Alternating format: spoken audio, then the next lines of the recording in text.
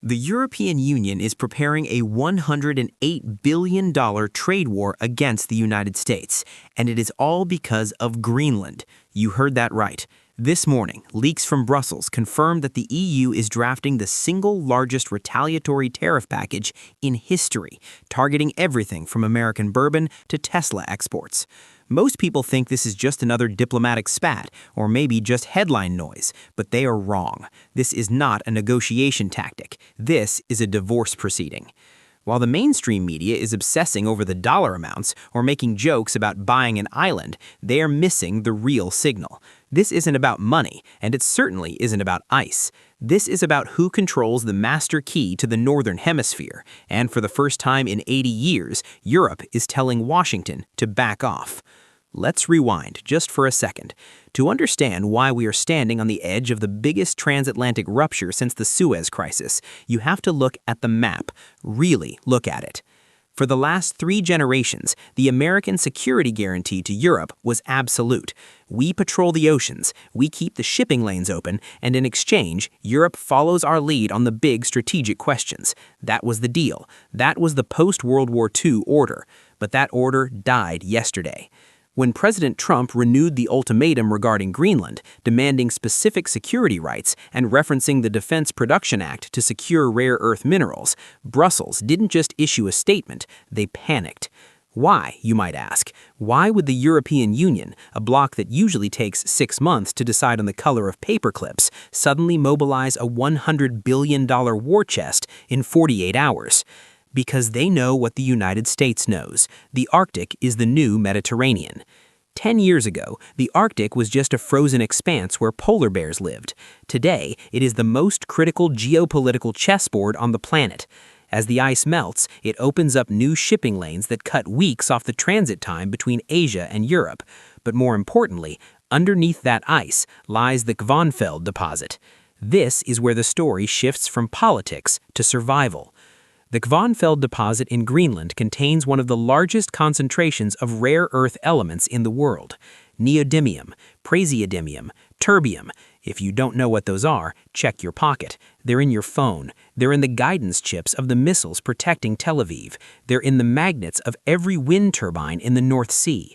Right now, China controls the vast majority of the processing of these minerals. The United States has been desperate, absolutely desperate to break that supply chain chokehold. Washington looks at Greenland and sees a national security necessity. If we don't control those minerals, we lose the tech war, we lose the energy transition, and we lose our military edge. It is that simple. But Europe looks at Greenland and sees something else. They see their own backyard. Greenland is an autonomous territory of Denmark. Denmark is a member of the European Union. Well, mostly. It's complicated. But legally, Copenhagen holds the sovereignty. When the United States threatens to use economic coercion or worse to secure those assets, Brussels interprets it as an attack on a member state's sovereignty. And this is where the 108 billion number comes from. The European Commission isn't just pulling numbers out of a hat. This is a calculated, surgical strike designed to hurt the American economy exactly where it is most vulnerable. We're talking about precision-guided economic munitions. They are targeting swing states.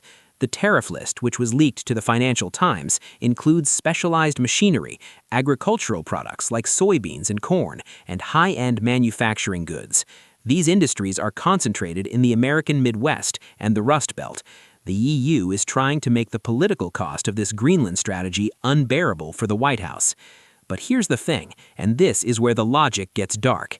The Europeans are miscalculating, badly. They are operating under the old rules, the rules of 1990 or 2010. They think that if they threaten the wallets of American voters, Washington will fold. They think the United States cares more about selling tractors to France than it does about securing the strategic minerals necessary for the next 50 years of military dominance. They are wrong. Peter Zeihan often talks about how the United States is withdrawing from the world, how we're becoming more insular, more focused on our own hemisphere. This Greenland crisis is the proof. The United States is no longer willing to sacrifice its strategic interests to be polite to its allies. If Washington believes that securing Greenland is existential, and let me be clear, the Pentagon believes it is existential, then a trade war with Europe is a price they are willing to pay. Think about the energy dynamic. The United States is energy independent. We have the shale. We have the natural gas. Europe, on the other hand, is in a fragile state. They have spent the last few years trying to decouple from Russian energy, only to find themselves dependent on American LNG. If the EU slaps $100 billion in tariffs on the US, what happens when the US puts an export ban on liquefied natural gas to Europe, or simply adds a national security premium to the price? The lights go out in Berlin. That is the leverage gap. The Europeans are playing poker, but the Americans are playing chess with a loaded gun on the table. Now, let's look at the timing. Why now? Why January 2026? Because the window is closing. The Chinese are moving fast. Beijing has been calling itself a near-Arctic state for years. They've been trying to buy airports in Greenland. They've been trying to fund mining operations. The United States intelligence community knows that if we don't lock down Greenland's resources now, China will find a back door. So Trump's move isn't just about ego, and it isn't just about real estate. It's a frantic attempt to box China out of the Atlantic. But in doing so, we're breaking the spine of NATO. The NATO alliance is built on trust. It's built on the idea that an attack on one is an attack on all. But what happens when the threat isn't coming from Moscow, but from Washington? What happens when the United States tells Denmark, hand over the rights to your territory or else? This forces every country in Europe to pick a side. And this is the pattern interrupt. This is the part of the story that nobody is talking about because it's too uncomfortable. The United Kingdom. Where is London in all of this? The UK is out of the EU. They are desperate for a trade deal with the US, but they are also a European power with massive interests in the North Atlantic. If this tariff war goes live, the UK is the primary collateral damage. They are caught between the hammer of American security demands and the iron of European economic gravity. We're seeing the fragmentation of the West, not into one bloc, but into three.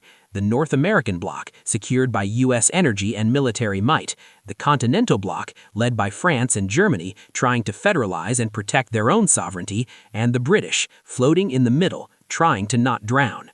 Let's go deeper into the military aspect, the GUIK gap, Greenland, Iceland, UK. This is the naval choke point that the Soviet Union had to pass through to get their submarines into the Atlantic to threaten American cities. During the Cold War, Greenland was the most important piece of real estate on Earth. It still is. Thule Air Base in northern Greenland is the eyes and ears of the American missile defense system. If we lose the goodwill of the local population, or if Denmark decides to play hardball and restrict American operations there, the U.S. nuclear umbrella gets holes in it.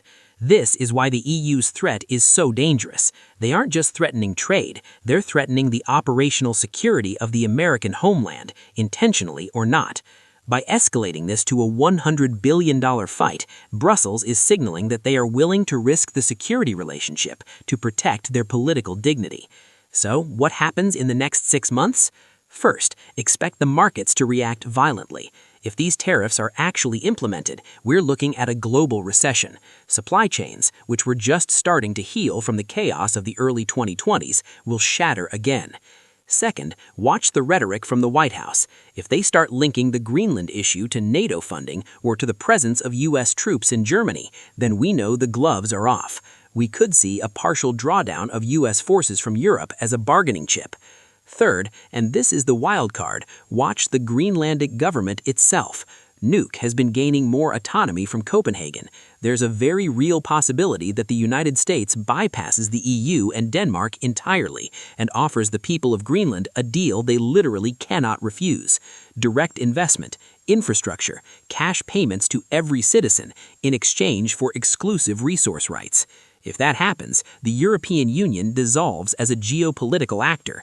It proves that Brussels cannot protect the territorial integrity of its member states' spheres of influence against American cash.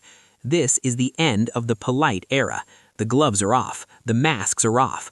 We're moving into a world where allies are just competitors you haven't fought yet. The United States is realizing that to maintain its hegemony, it might have to cannibalize its friends. And Europe is realizing that its best friend is holding a knife behind its back. So, as you watch the headlines about tariffs and trade wars in the coming weeks, don't get distracted by the noise.